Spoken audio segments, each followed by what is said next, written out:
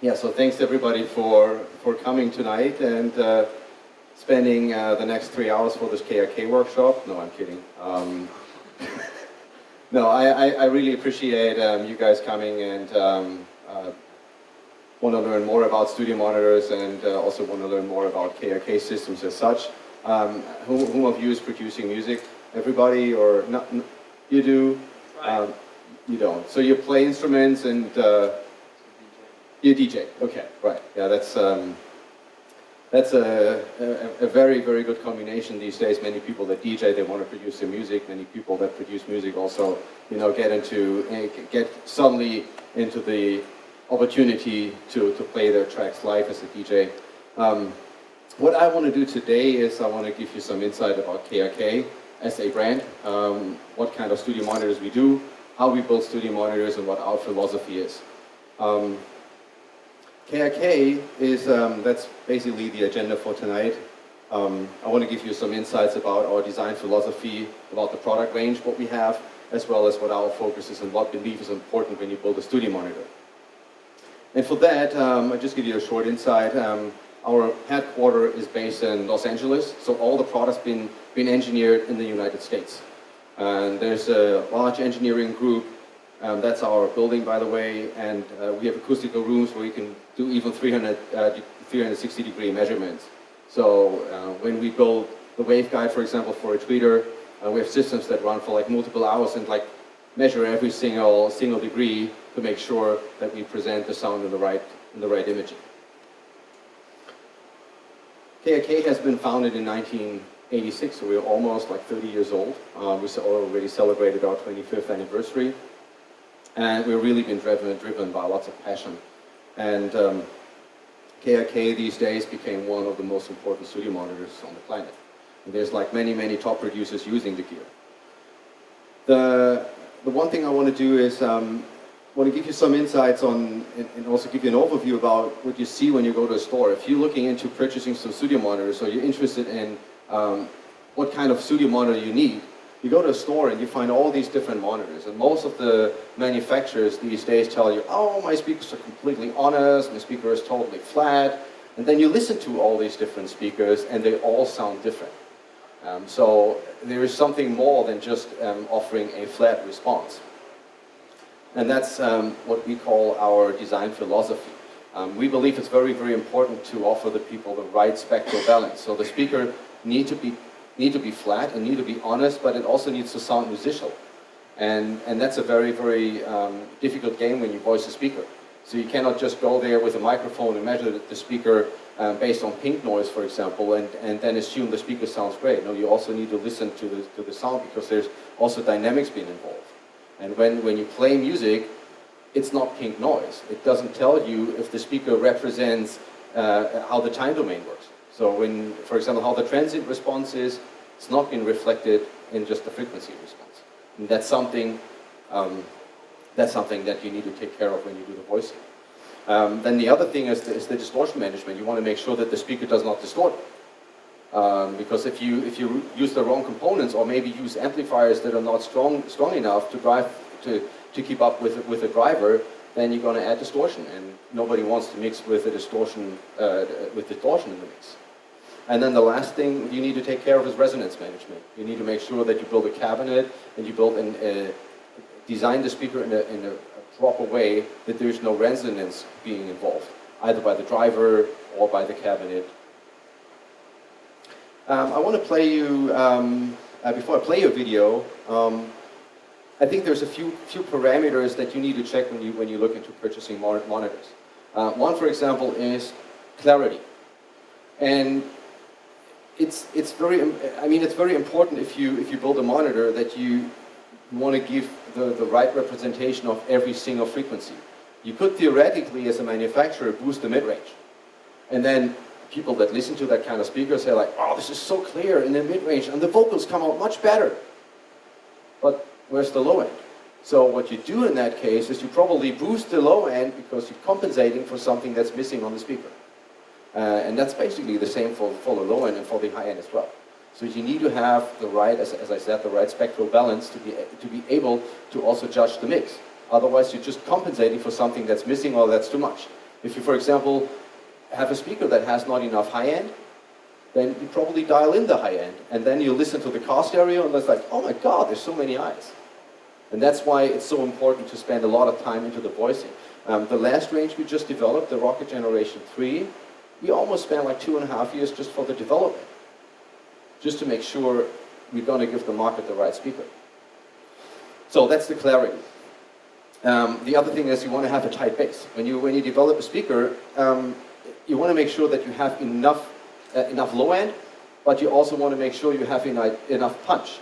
And that's also a compromise that you have to take. Because if you want to really make the speaker sound very, very low, you either need to have a huge cabinet or you need to have a huge amplifier. But if you only limit it to, let's say, a certain degree of size of the cabinet, because some people, they don't want to place a speaker like that in the 2 square or 4 or 5 square meter living room. Oh, that 15-inch driver gives you a lot of bottom end. But you also want to give the people the right representation and also the right punch when you build a cabinet like the RP5 that's like a 5-inch driver. And you also want to give the people the ability to judge. So that's why you need to make sure give the people the right punch and the right bass. And that's something that you do during the development. So importantly, if you have a clean and a tight bass, it's much better for you and much easier for you to mix, instead of just being low and having no punch. High sound pressure levels. That's also something that we believe is very important. All our speakers have built-in limiters, and they all make sure that the speaker does not distort.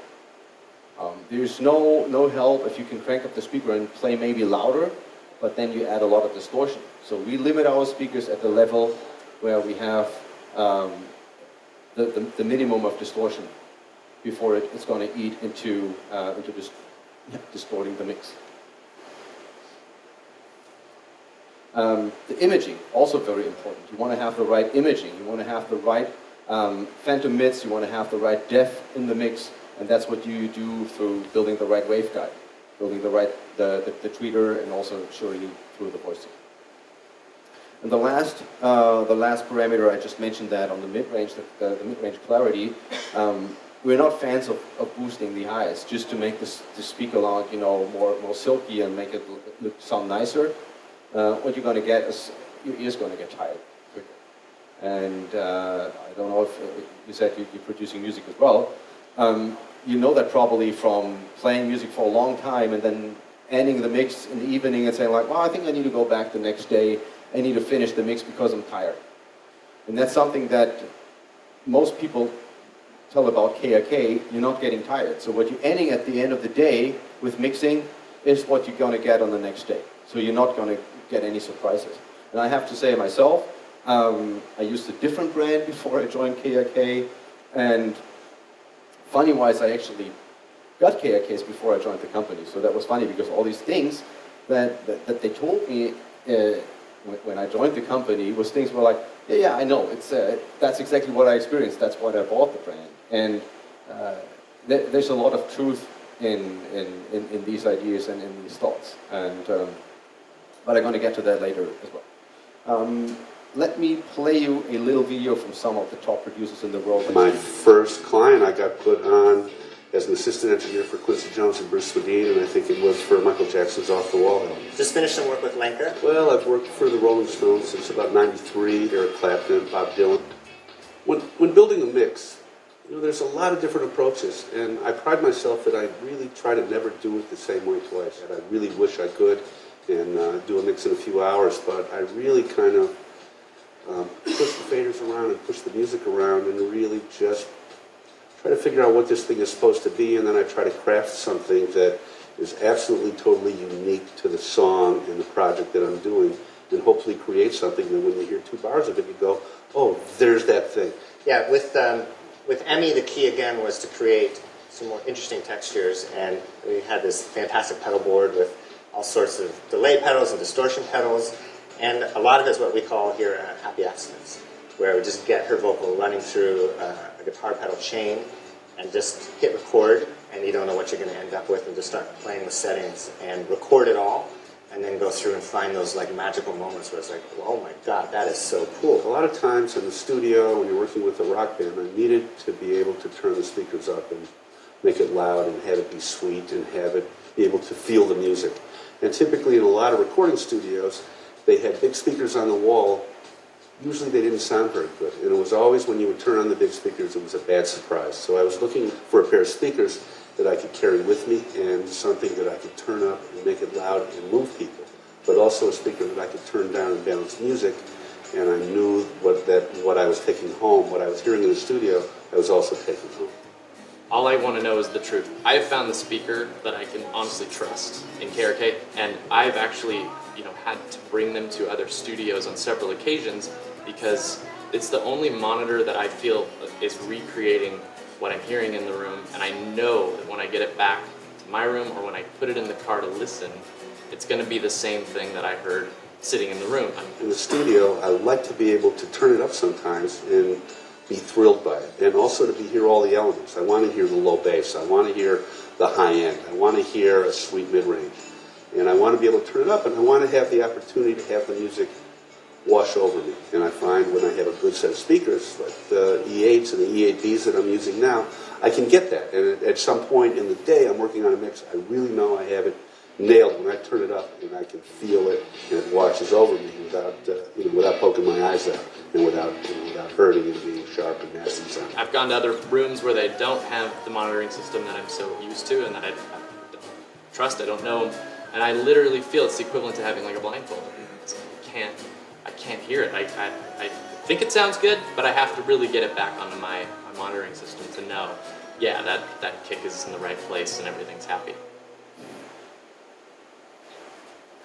That's just a few comments from some of the top producers in the world. So how do we accomplish that? I mean, there is this theoretical part when we say that's what we want to achieve, but then there's also the how do I execute it? What do I need to do as a manufacturer to deliver what I'm supposed to give?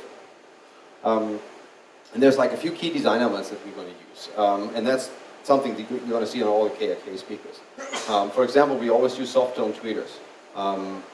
The advantage of a soft tone tweeter is it's very natural, and it gives you a very, very good and non-ear fatiguing representation of the sound. So you have a very natural and balanced high end, and there's not that many resonant frequencies that might be ear fatiguing and making you tired. And that's why we go for the soft tone tweeters. I mean, there's different designs on the planet. There's like people using titanium, some do aluminum, so in general metal tweeters. We get the best character and the best representation of the sound through a soft tone tweeter. The other advantage is that probably 80-90% of the speakers that you use at home, like in the car, hi-fi systems and all that stuff, they also use soft tone tweeters. So the advantage is that what you mix in the studio, you can be pretty sure that what you're gonna produce and listen on other systems is going to work well and translate well, because that's what you want to do.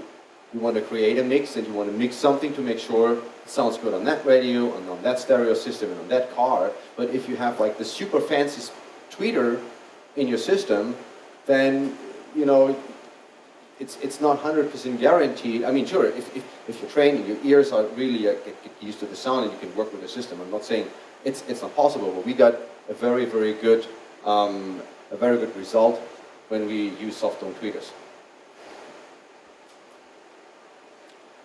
Kevlar woofers or aramid composite woofers both have the opportunity that they're very lightweighted. So I always bring that comparison with a dumbbell. If you want to lift a lot of weight, you need a lot of muscles. In this case, if the amplifier wants to drive the woofer, you need a lot of power as more weight is on the woofer. But in this case, the Kevlar and aramid composite woofers are very lightweighted. So it gives the amplifier the ability to drive it very detailed and have a very good transient response, because there's not that much power needed. Or the other way around, if you have a lot of power available, you have perfect control about the driver. And that also goes back to what I said in the beginning. You don't want to have a lot of distortion. So once the amplifier can control the driver, you limit the distortion. The third element we use on all the KRK speakers is a front-slotted bass port. The advantage of a front-slotted bass port is that you can put the speaker basically everywhere in the room. There's speaker systems on the market that have a back-sided bass port. but you can't put them against the wall. Most of the companies using a back-sided baseboard recommend to put the speaker at least 30, 40, 50 centimeters away from the wall to avoid coupling with a back-sided wall. But now imagine you have a small room, or you're a bedroom DJ and you want to, create your mixes at home, and you only have like 2 meters of room depth available. And in the manual it says, oh, put it 50, 60 centimeters away from the wall. Oh, great, that's inside the bed. So that's not going to work. And that's why we decided to use a front-slotted baseboard, because it just gives you more flexibility in placing the speaker. Good idea. The fourth element that we use is radius edges. You can see that on all the KRK speakers. That's basically to avoid edge diffraction, and also make sure that the speaker is going to sound the same everywhere where you sit on the mixing desk. It's basically a design feature that some engineers ask for, because if they sit in the mixing desk and go from left to right, they want to have the same character of the vocals and the same character of the mid-range and high-end, either there or there. And that's been achieved by the radius edges. And then the fifth element we use is 24 decibel filter crossovers. Does everybody know how a filter works? What you need to do, this is something I should have said in the beginning. All these, the Rokit 5, the Rokit 6, as well as the VXT8, there's like two-way speakers. And they have two amplifiers in there. One amplifier for the tweeter and one amplifier for the woofer. But you need to tell the woofer at a certain frequency, stop playing. You don't need to play these frequencies, because that's the frequencies that the tweeter is doing. And the other way around. You can't bring any low-end signal into the tweeter, because then you're going to kill it. So, and that's what the filter is doing. But there's multiple designs on filters. In this case, where I have an example of a 12 dB filter, it rolls off the high frequency, in this case, or the low frequency, not very sharp. That means all this red area in the middle is the overlapping frequencies being represented by both drivers. But if you use a 24 decibel filter crossover, then you have way less overlapping frequencies. You get a way more detailed mid-range, because there's only a very, very minor part being represented by both drivers. So the whole time alignment and all that stuff works much better with a 24 decibel filter crossover.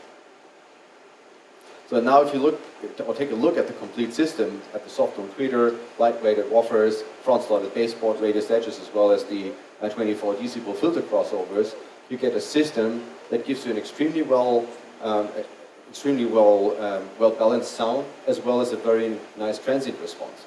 And I mentioned this word transient response many times. Does everybody know what a transient is?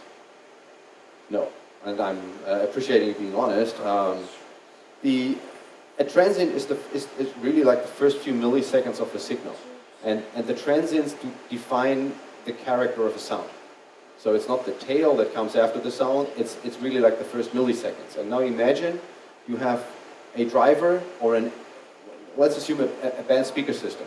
Very heavy driver, very weak amplifier, and now there is a kick drum or snare drum coming like this. So the amplifier doesn't have enough power to quickly react, and the driver is so heavy that it's like, oh, I need to move. The transient is gone, long time. So instead of getting like a tsh, you're getting just like.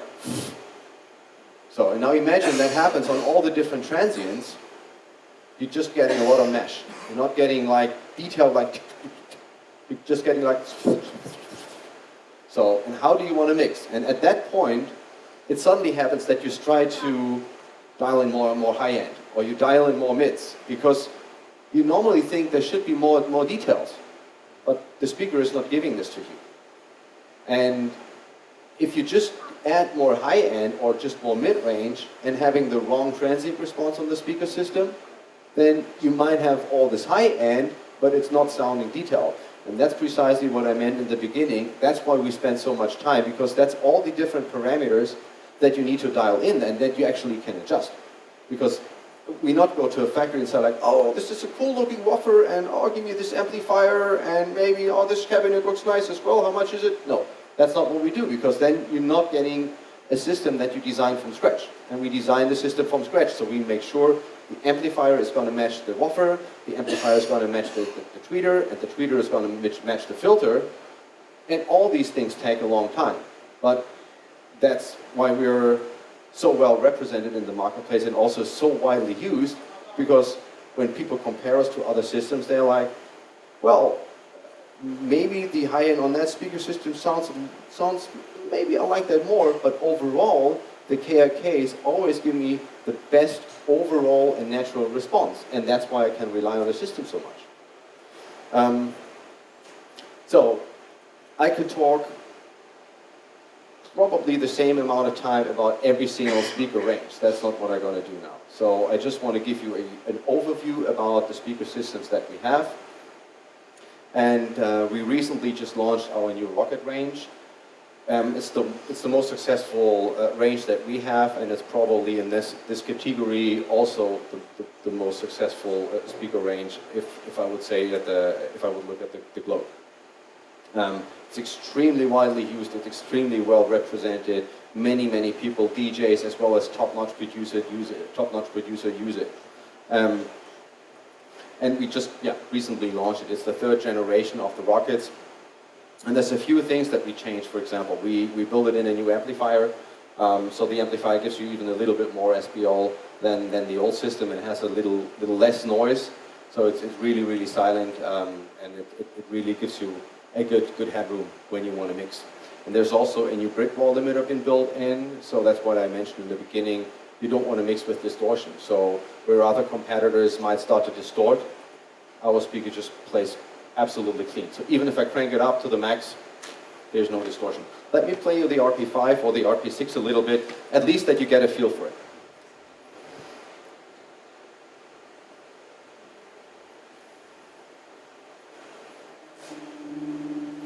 This is the RP5 now.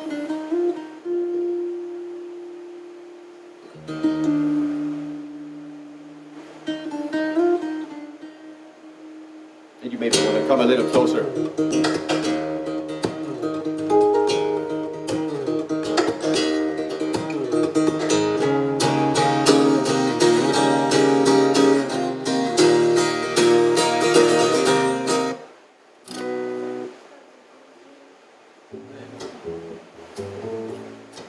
As we're talking about near-field monitoring, I highly recommend if you put yourself a little closer, you probably get a little better representation of the sound, right? You're probably in the best spot here. And listen to the vocals.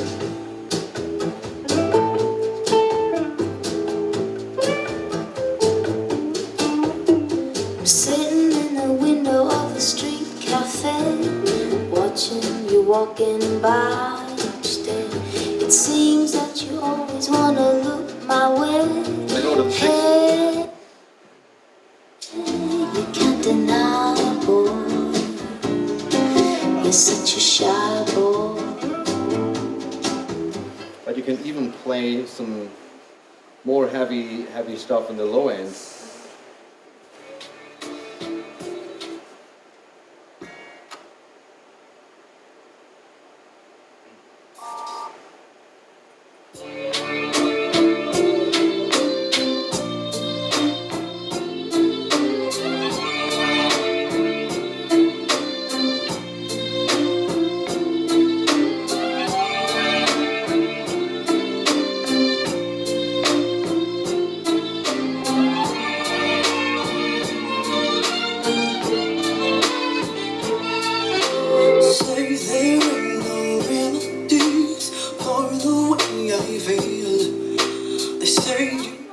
Or in case somebody is doing some more dance music, the speakers can handle that as well.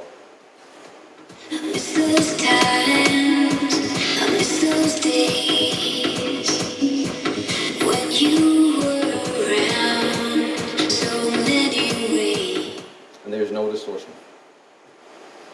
And I have to say, I mean, these are meant for near-field monitoring, and we're right now playing it in a club. So you can imagine how these speakers are going to perform if you have a very small environment, or just listen to it in a real proper studio environment.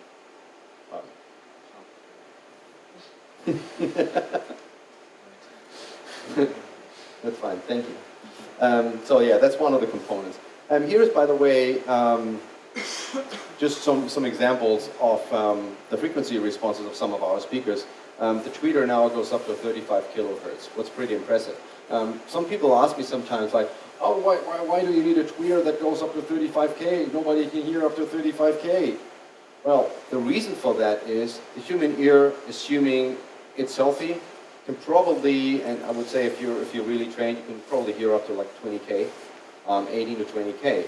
But now imagine you have a tweeter that goes up to 20K. That means the tweeter probably rolls off somewhere by 15. So instead of giving you a flat response up to 20, some of these tweeters probably give you only like frequency response up to 15 or 16. So there's something in the top end missing. But if you do a tweeter that goes to 35K, you can see on the frequency response, it easily plays up to 20 and is flat. So that gives you the natural response and it gives you the right representation of the height. Here is an example, by the way, of a speaker of a competitor that we measured that says our speakers are flat. But you can see that the low end is kind of boosted. And you also can see that the high end is a little bit boosted. So in the first place, it might sound to you, oh, there's more bass, this is cool, I have more bass. But what you're going to do is you dial in the mid-range, and what happens, your mix probably sounds like this. So you have the mid-range compensated for the amount of low end being in there and the top end missing. That's, by the way, is the frequency response of another competitor that has less low end and less high end and gives you the idea of being very detailed in the mid-range. But what you do in this case, you probably boost in the lows and you probably boost the highs. So what happens is, in the car, you're like, where's the vocals gone? They're only on your speaker, but never nowhere else. That's the frequency response of a speaker. That's around 800 euros, 700, 800 euros. Very, very well represented in the marketplace. And this is, oops, that's not for me, that's actually an appointment for So, that is a very, very well balanced speaker, and it's more a high-end speaker. This here is the frequency response of a Rokit 6. And there you can see that's one of the reasons why so many people trust the Rokits, because they're so, and especially now the new generation, it's so well balanced. We also added the opportunity to compensate for room anomalies. So if you have a room that is very small and that builds up standing waves because of the low end, you want to have the opportunity to compensate for that. So the Rokit Generation 3 now has the opportunity to boost or cut the low end. And you can also, if you want, cut or boost the high end. So you can tailor the system to your personal taste. Then there's also a new waveguide on the new Rokit generation that gives you an even better imaging. And then there's multiple features that the Rokits offer, like we have, for example, foam pad on the bottom to isolate from the table or from the mixing desk. All of the Rokits feature a front-slotted baseboard, as I said. You have the clear, defined, and tight low end. You heard it yourself. That's how the boxes look like. Then we also have a three-way system that's called the Rokit 10.3. That's the speaker on the outside. And I make it short and brief to this. We were looking at the opportunity for some people that mix at home that might have some more space available, but that maybe don't want to go always to a larger studio. Because if you go to a larger studio, you know, maybe you want to drive up there for a few hundred kilometers, but if you want to mix at home and you have the space available, you maybe want to have a different opinion on a different set of speakers. So instead of just relying on a small set of near-field monitors, you might want to use it, might want to check your mixes on a larger speaker. But if you make the speaker larger, you need to go into three-way, because once you have a 10-inch driver, you cannot boost or bring the high end up enough that the tweeter can take over. So you need to add a third driver, what's in this case dedicated for the mid-range. And then we were looking at all the different three-way monitors on the marketplace, and compared the different prices and the different features and all the different parameters that these companies do offer. And it's interesting because, for example, if you compare the low-end frequency or the roll-off frequency, some go up to down to 35 hertz, some go down to 29 hertz, some go down to 36. So basically, what we generated kind of a comparison between what's the standard on the market and how do we compete. And we did this for the roll-off frequency, we did this for the high frequencies, we did this for the tweeter size, the mid-range size, offer size, and all that stuff. So at the end of the day, after comparing all these different parameters, we came to the conclusion that the blue one is representing the standard, let's say the standard spec on the marketplace. So in this case, the SPL peak as a standard in the marketplace is 113 dB. And some might do 115, some might do 111, but I call the standard like the average number after all this comparison. But on the, so in that regards, the Rokit 10.3s perform very much to the standard of the marketplace, except for the price. We come in for a fifth of the price. I mean, this is just an average. But I think that's pretty impressive, and I'd like to play you the speaker.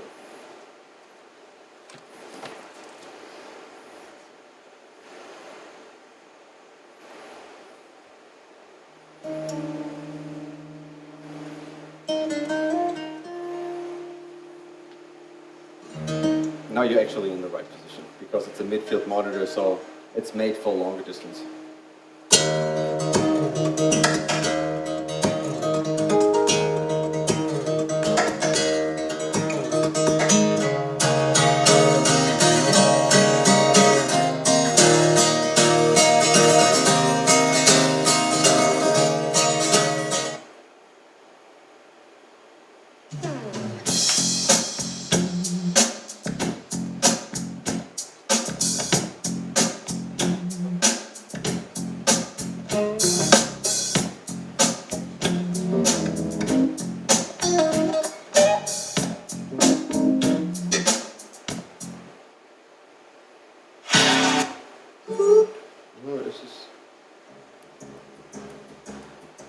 Jones.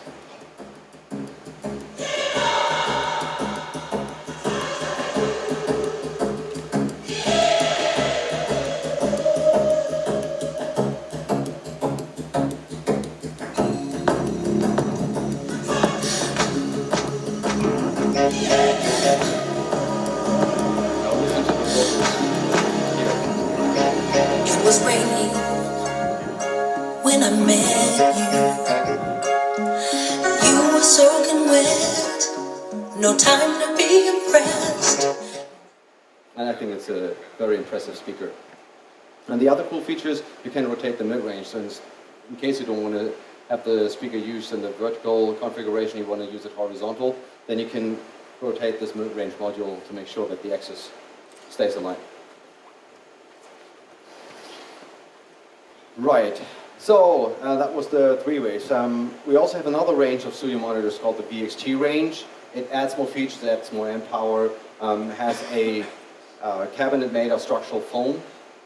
It's the same material that's been used for submarines because it's very, very dense and it gives you a very, very high strength, but with the opportunity, it doesn't need to be as thick as wood, so we get a greater internal volume, what has a benefit of getting a little lower in the low end. And is also very resonance free. We also have defeatable limiters on the VXT range, so it's basically, I would say, like, there's the C class and there is the E class, and let's say the Rokits are the C class, then the VXTs are probably more the E class. C class, still a great car, but the E class offers you more feature, it offers you more flexibility regarding mix, more headroom, and so on. There's also mounting options available, so in case you want to mount the speaker onto the wall. On the bottom of the speakers there's little screw points where you can, not call it fly points, but points where you can screw in the mounting options. And then we also have the EAB. I don't have the EABs in here, but it's the top of the line of the speaker. And many top producers in the world, like Ed Sheeran that you've seen in the beginning, he talked about the EABs. That's the speaker that he is using, or some of the latest Michael Jackson productions have been made on that one here. Or Rodney Jerkins, who sold more like 200 million records, is also an EAB user. It's in the high end of the producer landscape. It's a very popular speaker. And then, by the way, subwoofers.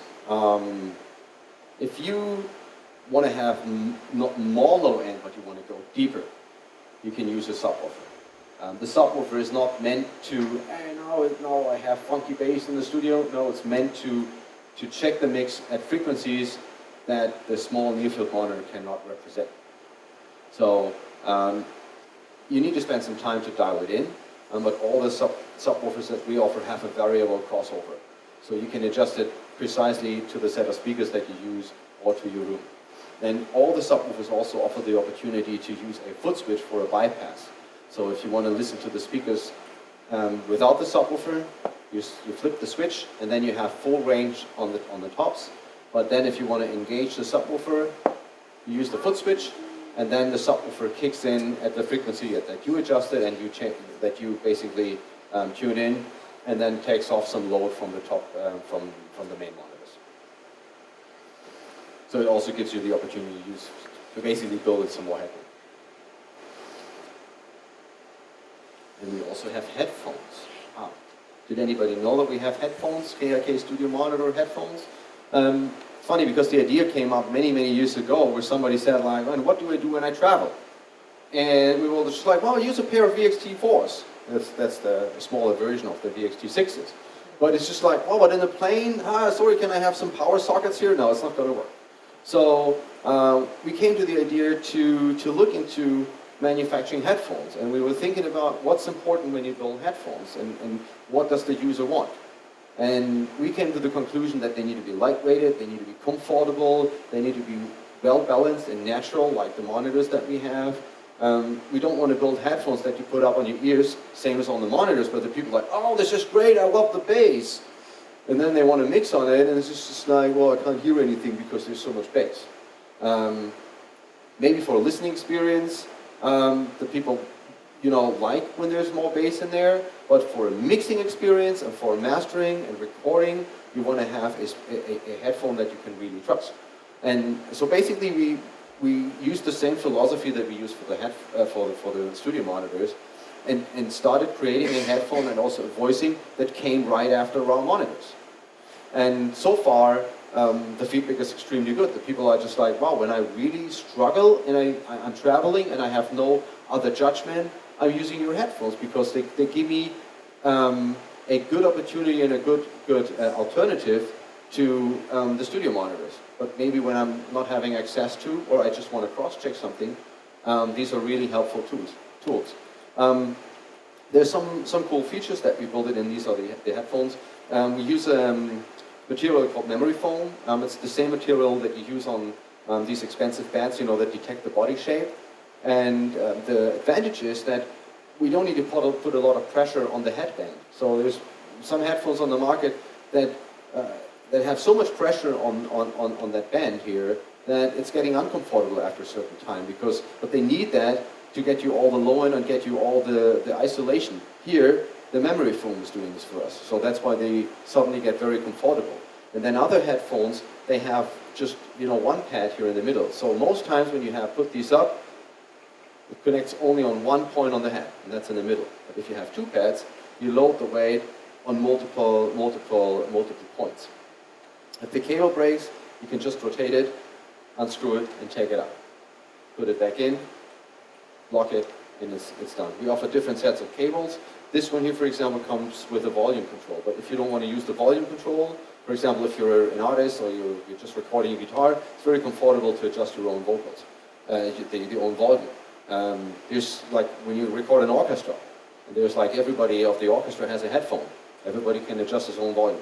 Very comfortable. I can give these around after the presentation if somebody has an iPhone or whatever wants to check it out. I think it's a really, really helpful tool. Headphones. So what else?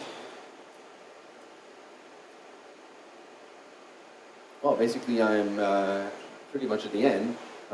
That's what KRK offers: near-field monitors, midfield monitors, subwoofers. We also have headphones, but I think there's also a list of world-class artists. I recommend, and I kindly ask you to, that was in the studio of Skunk and Nancy. On the left side, that's Cass. Here a picture, they use the Rokit freeways. He's producing for Aiken, also one of the well-known producers, Henry Luntz, if you know him. He's working for Aiken and 50 Cent. Sean Tyers, a very well-known trance producer from Switzerland. David Bascombe, he did tracks for Depeche Mode, Music for the Masses, pretty well-known. It was a funny story. I got a call from the studio and they said like, oh, Dave Bascombe is coming by and he really needs a pair of KRKs. And I said like, well, which ones he wants? Oh, he loves the V6s. I mean, that dates back a few years. Probably 7 years. But he really fell in love with the KRKs and using them for a long time. Yeah, you know this guy as well, Fedor Lacombe, using VXTs as well. That's a picture I shot in Mexico. I just put it in because it was funny. I had a presentation there and the guy said like, well, I took my KRK shirt. Actually, he's smiling. But, yeah, so I kindly ask you to go to our website, krksys.com, and check out some of the producers that are up there. I think there's also some interesting stories, like I put it up this video. And I have one more video that I want to play for you from Rodney Jerkins, because I think he also concluded some of the things that I just said very nicely in some of his thoughts about KRK. I've been blessed to work with everyone from Michael Jackson, Cher, Madonna, Whitney Houston, Toni Braxton, Beyonce, Destiny's Child, Brandy, Monica, Lady Gaga, Chris Brown, Ludacris, Jay-Z, Diddy and Dirty Money, Alicia Keys. I feel bad because I forget too many, and so it's probably about 20, 30 more. We've done country records, dance records, pop records, R&B, hip-hop. We vary from all kinds of different types of music. So KRK, to me, has been the one monitor that's been true through it all. You know, like I know that if I'm working on a hip-hop track or an R&B track, my low end has to be tight, as well as you got to hear the clarity of the vocals. KRK is now, it literally is the foundation of my sound. And I feel like KRK, they've created something that not only myself, but every producer or every aspiring producer or pro producer must have. KRKs, those are my everydays. I use those when I'm vocal tracking, I use those when I'm rough mixing, I use that when I'm final mixing, I use that when I'm listening back to masters and stuff like that. But the VXT4s are perfect for my home setup, and with the little traveling case, I can bring them around with me. I look for something that's tight, that's punchy, that still has the low end, but still has the pristine clearness up top. That's really what if you really study my production has really been that sound from the beginning. I'm always trying to capture those different characteristics in sound for my mixes. I want to have the hump, the low end hump, but I still wanted to have the clear top end. It's been almost 10 years since I've been using KRK. KRKs are just so comfortable for me. You know, they really make it easy to do my job because it's the same every time. Every KRK I've really worked on, I feel like I'm getting the same voicing coming out of it. So it's like, it makes it very easy for whenever I go to any studios, I need the rent gear. Let's tell them to bring my KRKs that I'm used to working with. So it just makes it really easy for me to just nail these mixes.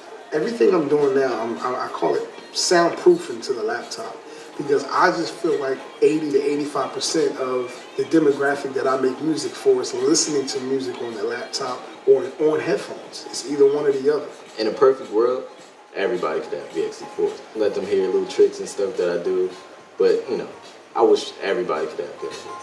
Cause I know my love, you need that hurt, cause you hurt me. All these producers here, they can pretty much pick every speaker that they want. And we are proud that they have chosen KRK and they use with the stuff, and that there's so many millions of records out there that's been produced with our speakers. And yeah, I think that's a part of the credit that goes to these guys as well. Well, that's just a few numbers. I was just running recently, kind of for another company. KRK is also very reliable. We spend a lot of time making sure that the speakers don't break, and we have a very low failure rate, and that's something that the people also like because they buy it, it works. It doesn't break. Yeah, I mentioned that we build everything from scratch. That's basically all I wanted to say. And I appreciate your time being here, and I also kindly ask you if you have any questions. Step by, you want to listen to some other tracks, feel free to do so. Hope you enjoyed it. Thank you.